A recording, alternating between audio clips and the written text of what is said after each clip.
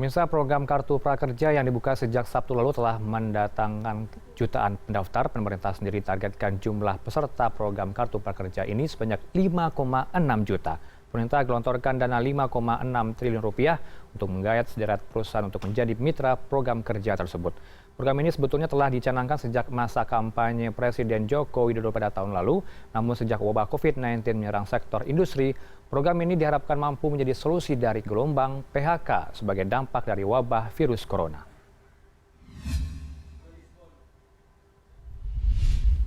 Melalui sambungan telepon kita telah terhubung dengan pengamat kebijakan publik, Trubus Rahadiansyah. Selamat siang Bapak. Bapak, pemerintah menjadikan program Kartu Prakerja sebagai salah satu jaring pengaman menghadapi pandemi COVID-19 ini. Sudah tepatkah langkah ini menurut Anda dan pada hari ini merupakan gelombang satu penutupan pada pukul 4 sore nanti?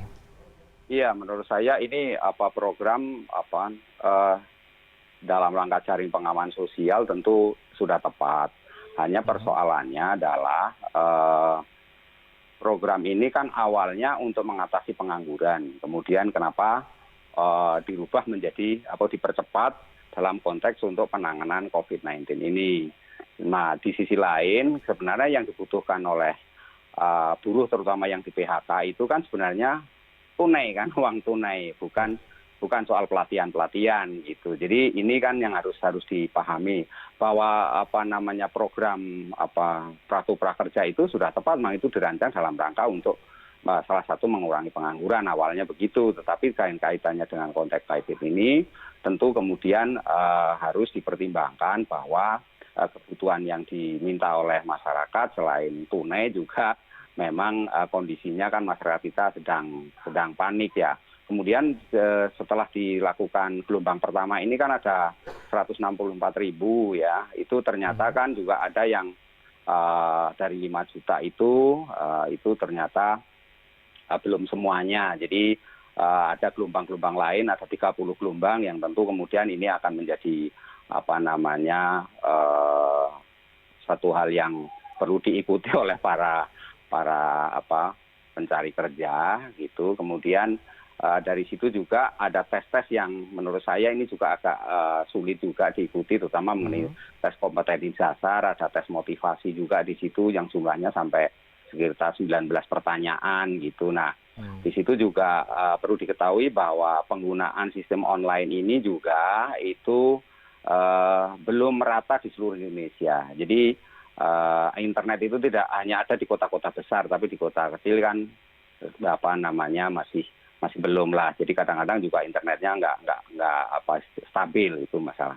Yang lainnya adalah prakerja ini, kenapa pelatihan itu menggunakan startup gitu loh. Jadi startup yang dipilih itu ada 8, itu ada Bukalapak, ada Sekolahmu, ada Ruang Guru atau apa itu. Nah itu semuanya itu padahal kan sebenarnya menurut saya lebih baik memberdayakan yang sudah ada, misalnya BLK, Balai Latihan Kerja kan itu sudah ada di setiap provinsi, kabupaten, kota semua sudah ada gitu. Jadi dengan adanya startup ini tentu kemudian kan mau nggak mau startup harus bekerja sama dengan lembaga-lembaga yang sudah ada gitu.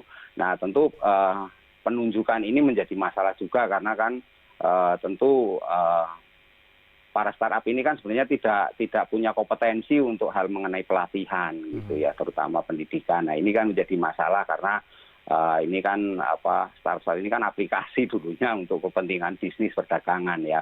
Tapi kemudian merambah ke persoalan pelatihan. Nah ini sementara pelatihannya itu macam-macam, itu ada termasuk bahasa, ada aplikasi komputer, ada keterampilan lain yang disampaikan di situ. Dari 8 startup itu yang diselenggarakan tak satu pun sebenarnya yang punya kompetensi di dalam soal masalah pendidikan dan pelatihan, menurut saya itu. Pak Trubus, yang tapi lain, Anda menilai ada konflik kepentingan tidak dengan menunjuk salah satu mitra kerja dari luar? Ya jelas itu kalau soal kepentingan itu yang paling menonjol itu. Karena apa? Karena di situ di samping publik juga sudah tahu lah ada beberapa yang memang misalnya yang skill akademi itu kan, itu Ruang Guru itu kan ada bagian dari milik dari staf sus itu kan misalnya gitu. Nah ada yang lain juga ada. Jadi ini ada banyak konflik kepentingan di situ meskipun pihak istana sudah menjelaskan itu melalui staf juga bahwa itu tidak ada konflik kepentingan. Tapi saya yakin ada. Nah inilah karena sifatnya penunjukan kan, kecuali sifatnya itu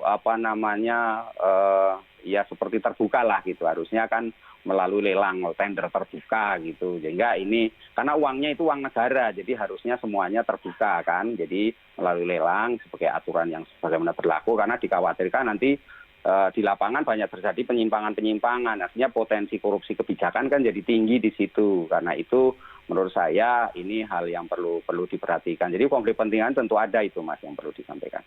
Tapi sejauh ini pendaftaran yang dilakukan oleh sejumlah calon peserta, Anda nilainya sangat sulit atau bagaimana sejauh ini? Mengingat persyaratannya memang sangat sulit untuk ketersediaan sumber daya seperti teknologi di internet beberapa daerah dan juga lain halnya seperti itu Pak Trubus.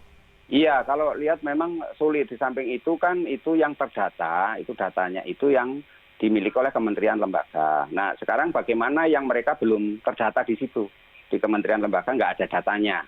Nah ini kan mereka akhirnya juga larinya ke ini kan, ke KTP. Jadi sistem acak itu dipakai. Sistem acak dipakai ini juga rawan dengan kepentingan kan. Karena itu pemakaian dengan dukcapil tentu yang harus banyak dicek nomor-nomor induk itu, nomor induk kependudukan jadinya kan larinya ke sana. Nah ini juga menjadi menyulitkan juga dalam hal mereka-mereka yang tidak terdata di situ. Meskipun pemerintah mengatakan akan melakukan pelacakan, akan melakukan pengecekan juga. Di samping itu juga mengenai tes motivasi kompetensi ini juga sampai ke mengecek bahwa yang bersangkutan itu dinyatakan lulus kalau tidak menerima bansos. Dan nah ini yang menerima bansos ini akan dicek pada tataran sampai ke DTKS, itu data terpadu kesejahteraan sosial kan. Jadi ini dan data dari Kemendagri itu yang dukcapil. Nah ini kan juga menjadi hal yang sangat mekanismenya terlalu ruwet karena masuk dalam konteks birokrasi kan itu. Jadi menurut saya juga akan menyulitkan bagi para pekerja. Dan kemudian setelah pekerja ini dinyatakan lulus tes itu nanti sore kan pengumuman lulusnya itu, penutupan besok diumumkan. Itu akan menunjukkan bahwa nanti mereka itu ternyata tidak gratis ketika mengikuti pelatihan kan harus bayar 1 juta juga segala itu. Nah ini konteksnya dengan COVID-19 bagaimana? Sementara kan ini sebenarnya mereka ini adalah masyarakat yang terdampak kan. Yang terdampak itu kan artinya harus diberikan ini konteksnya itu kan jaring pemahaman sosial atau bantuan. Sehingga menurut saya kalau misalnya akhirnya dipotong 1 juta ya ini menurut saya juga nggak proporsional juga gitu loh. Jadi ini juga perlu dipertimbangkan menurut saya. Kemudian yang lainnya dalam hal ini program prakerja ini masih banyak menyulitkan bagi para pencari kerja yang mereka itu yang awam terhadap teknologi IT ini gitu ya. Jadi itu yang jadi masalah gitu. Baik. Ya. Itulah hal-hal yang menjadi catatan kepada pemerintah. Terima kasih atas berbagi informasi dengan kami siang ini Pak Trubus Rahardiansyah, pengamat kebijakan publik.